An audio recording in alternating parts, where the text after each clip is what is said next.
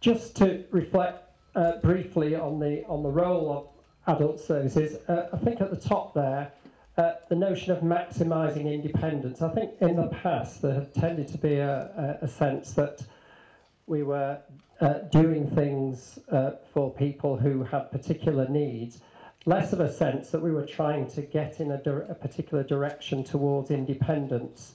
And I think that's, from my point of view, very important that we look at that sort of outcome. It's not possible with everybody, but I think we feel the aim of what we're doing is to maximise people's independence, their ability to manage as much as possible with their own resources, obviously supported by ourselves.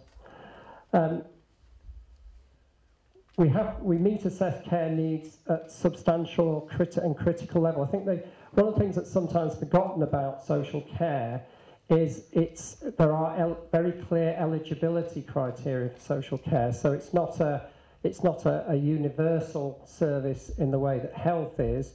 You have to have critical or substantial care needs, not to be assessed. Everybody's entitled to an assessment, but that's the level at which we provide care, and that's a pretty high threshold for care. Clearly, more generally, we have a role to safeguard vulnerable adults and older people, and that I think is becoming an ever more important role for social care, emphasising that as with the child protection system, our responsibilities are not just with those people with whom we've got direct contact. We have a general responsibility for the population in our area to ensure that vulnerable and older people are safeguarded. And I think that's an increasingly important role. And again, a focus for what we're talking about today, working closely with others, and especially the NHS, to deliver better health and social care outcomes. And I think the language of outcomes is often talked about, and I was just interested sitting here that the two very good examples of outcomes on the boards over there. I feel safer and more confident in my home. That's an example of the kind of outcome we'd be after. And living here gives me independence and peace of mind. Those are a couple of examples. When we talk about outcomes, that's the kind of thing we're after, that people recognise that the things that they want for themselves, we're achieving more of those things. So many of you may be aware that social care has been a focus for a national transformation programme, generally referred to as personalisation. And personalisation, it goes to a point that I think Andy was making earlier about organising services around the individual rather than expecting the individual to organise themselves around the services. And that's the process of personalisation within social care. But there's another very important part to the transformation process, which I'll talk about a little bit more, and it's mentioned there. And that's about services becoming preventive. So I think we recognise that all the kind of financial pressures on the system, and we're in Cheshire East looking at an annual growth in demand for social care services of around about 6% at a time when budgets are under severe strain in the way that Mike's described. The only way that we're going to make that particular equation add up is by supporting people at an earlier stage where we can with preventive services, and there are a few examples of those beginning to be developed. I've talked there about services becoming personalised, and I'll talk a little bit more about in practice what that has meant in social care. And I would also say that here in Cheshire East, we have been one of the leading authorities in terms of pressing forward on the personalisation agenda in social care. I think we're also transforming our services to be more local. So previously we organised our services in particular groups. So we had teams that dealt with people with learning disabilities, teams that dealt with older people, teams that dealt with people with physical disability and sensory impairment, and teams who dealt with people with mental health needs. And increasingly now we're organising those teams to be based in a particular area, so that we're delivering services on an area basis rather than on a category basis. And I think that, again, is all about delivering to that individual's needs. So I'm not saying, well, because you're an older person, you need different kinds of services from anybody else. It's about assessing that individual and ensuring that we, as far as we can, that we deliver a profile of services that meets that person's need. And that we are, as the bottom one says, delivering results, and that goes back to the earlier point I made about outcomes. So the kind of drivers of what's called social care redesign in Cheshire East, I've covered some of this, I won't go through it in great detail again. Important second point there about more choice and control, and I think that's something that has now characterises the social care system to a large extent through the process of personal budgets and direct payments. But it's worth noting that that's also coming to the health service as well through the notion of personal health budgets. So it's worth tracking what's happening in social care as being an indication of some of the direction that will happen in health services. And here again in Cheshire East, we have got a few personal health budgets and with people who also have a social care budget. And that's the kind of model for the future, where people will get funding from a variety of sources to design and deliver the health and social care package that they need.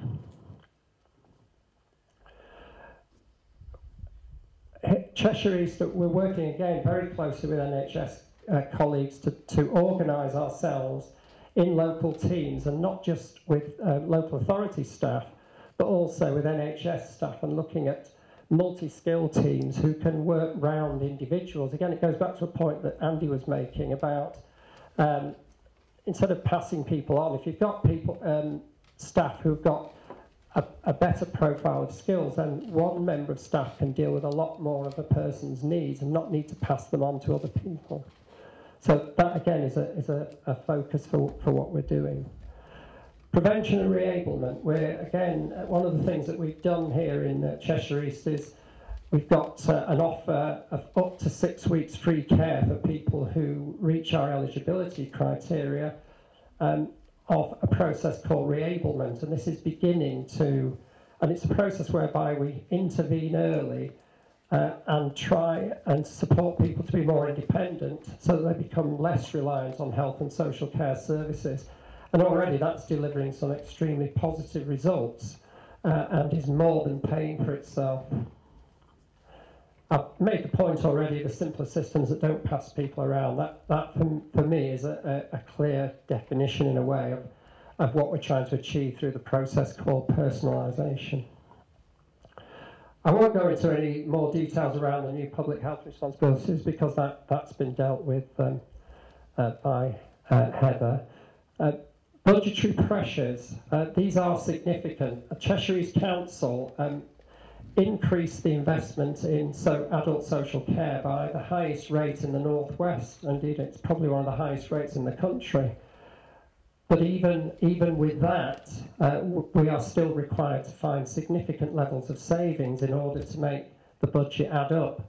And that just gives you an indication of the pressure on services at the present time. You're probably aware that we have a larger, the population here is ageing faster than in other parts of the country, that people are living longer, and that's a good news story.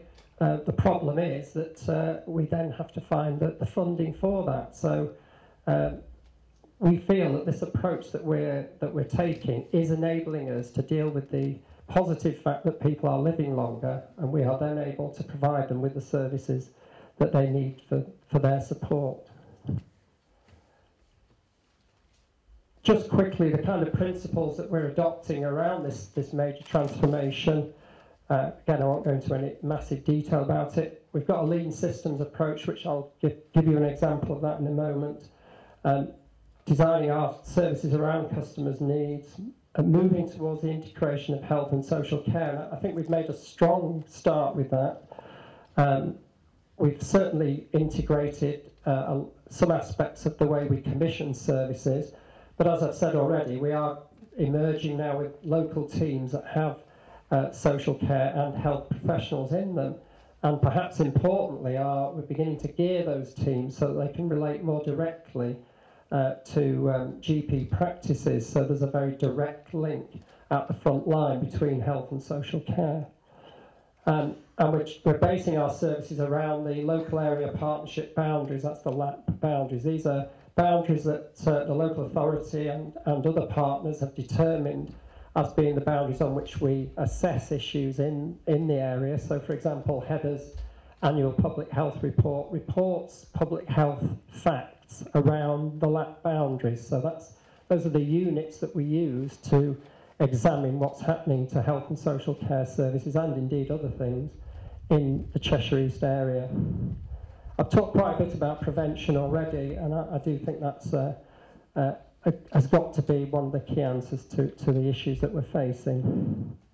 And also partnership working, and again, a phrase there, GP consortia. I'm not up to date here clearly because I think they're now called clinical commissioning groups, so apologies for that. You won't be able to see the detail on this map, but that's the green colours are the South Consortium, and the yellow are the East, and just indicating the red boundaries are our local independent living teams, or LILTs, and that's just showing how we're trying to align those with the local GP surgeries. And just as an example of how the social care system has changed, we introduced something called the Empower card, which is a mechanism for providing people with their direct payments in the form of a prepaid debit card.